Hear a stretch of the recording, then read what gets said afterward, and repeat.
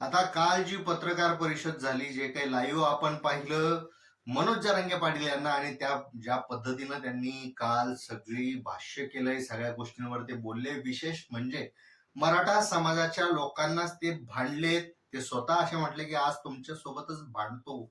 आणि त्यानंतर त्यांनी जे जे वाक्य वापरले ते सगळे जर पाहता, हे नेमकं वातावरण निर्मिती आहे का, आपले समाजाचे कान पिळणं आहे, की वास्तवाचं भान करून देणे, की लोकसभेत कोणताच उमेदवार न देऊन एक मोठी स्ट्रॅटर्जीचा प्लॅन आहे.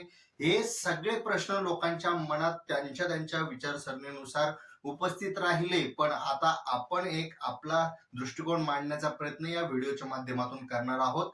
नमस्कार, मी सूरज कुमार उषाबाई सुधाकर. आपण पाहतात बोल बिंदास्त.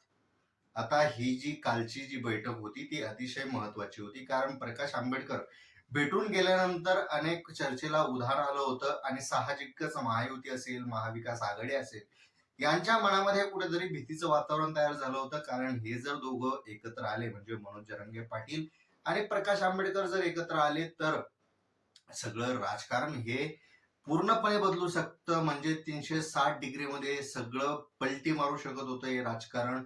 आणि त्याचीच भीती कुठेतरी प्रस्थापित लोकांना होती, प्रस्थापित राजकारण्यांना होती, प्रस्थापित पक्षांना होती, असं बोललं जात होतं. आता ती भीती कुठेतरी थोडीशी मावळली, कारण त्यांनी पक्षातून उमेदवार द्यायचं नकार दिला. त्यानंतर त्यांनी नाराजी अशी व्यक्त केली की जसा अपेक्षित डाटा पाहिजे होता गेल्या आठवड्याभरात, तो अपेक्षित डाटा आलाच नाही.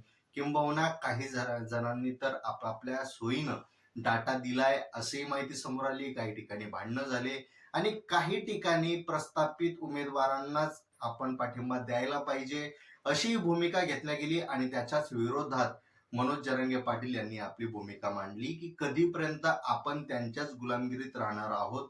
मत फुटणार आहे ही अपेक्षा ठेवून किंवा ह्या भीतीमुळं मतदान करायचं नाही, किंवा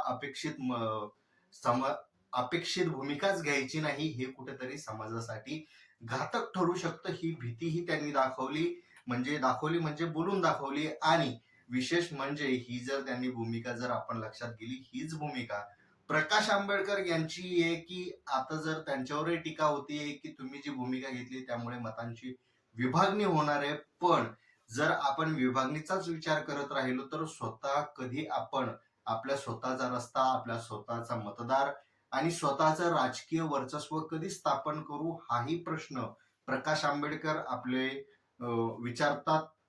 प्रकाश आंबेडकर आपली भूमिका ठेवतात. म्हणजे या दोघांचं मत जर पाहिलं तर कुठेतरी सारखं दिसतंय. आणि वंचितच्या दृष्टिकोनातून कालचं भाषण होतं का, कालची त्यांची भूमिका होती का, असाही एक संकेत मिळतोय. कारण त्यांनी पण दुसरीकडे लोकसभेतून उमेदवार द्यायचा नाही, आपण विधानसभेसाठी तयारी करू आणि त्याची तयारी आतापासूनच करू, ही त्यांनी भूमिका जी मांडली ती अर्थातच मास्टर प्लॅन होता, सिक्सर होता.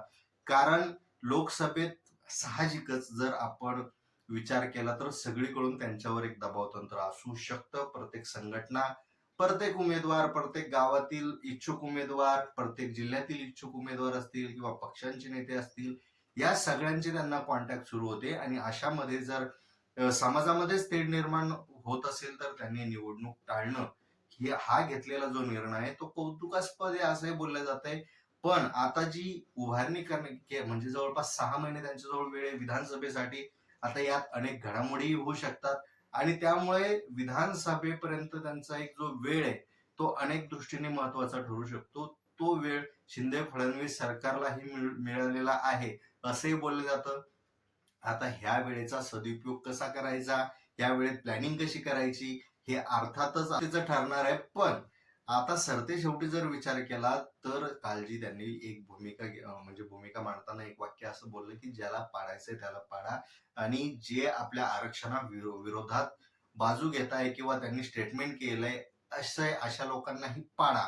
आता ह्यामध्ये जर आपल्याला रोग जर कळाला असेल तर त्यांचा रोष जो आहे तो महायुतीकडे होता का, असाही प्रश्न निर्माण होतो. कारण त्यांनी आतापर्यंत ज्या भूमिका घेतल्या, ज्या भूमिका मांडल्या, त्यामध्ये कुठेतरी महायुतीवर एक रोष त्यांचा दिसून आला. आणि महायुतीतल्याच काही नेत्यांनीही आरक्षणा संदर्भात थोडीशी उलटी भूमिका घेतली होती का, दुसऱ्या दिशेनं जाणारी भूमिका घेतली होती का, असाही प्रश्न निर्माण होतो. आणि त्यांच्या विरोधात जाऊन त्यांना पाडण्याची भूमिका जर मराठा समाजाने घेतली तर कुठेतरी त्यांचा उद्देश हा महायुतीकडे होता. म्हणजेच काय, महाविकास आघाडी असेल, वंचित असेल, यांच्या उमेदवारांना पाठिंबा द्या असाही एक संकेत यातून मिळाला आहे का, अशी चर्चा सुरू झाली.